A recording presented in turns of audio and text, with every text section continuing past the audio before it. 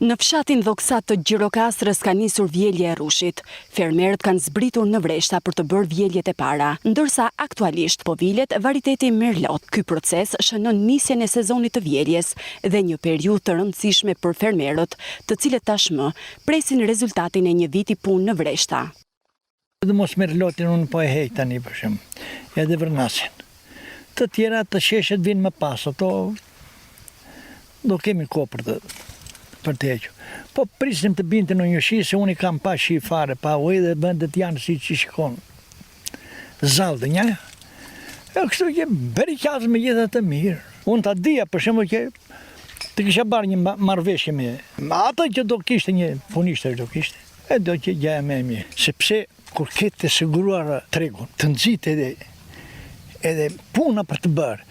Kurse kur je kështu, e punojmë, ta do ta bëjmë jashtë. Shumë që është e drejta, unë s'kam dhe njëri këtu, nuk është punat që unë dhe plakën jemi, a do bëjmë ne tash.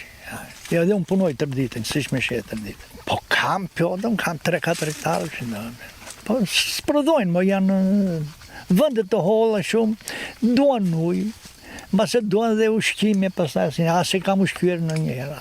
Për shumë familje në Dhoksat dhe në fshatrat përreth, puna sezonale gjatë vjeljes së rushit është një burim i rëndësishëm të ardhurash.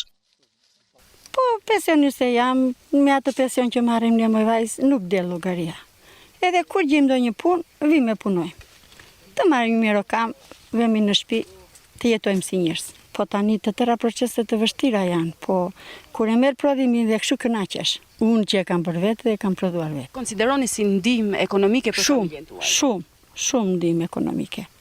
Dhoksati është i njohur për traditën e kultivimit të rushit dhe për larminë e variteteve që mbillen në këtë zonë. Krahas variteteve të reja, fermerët vijojnë të ruajnë edhe varitetet autoktone.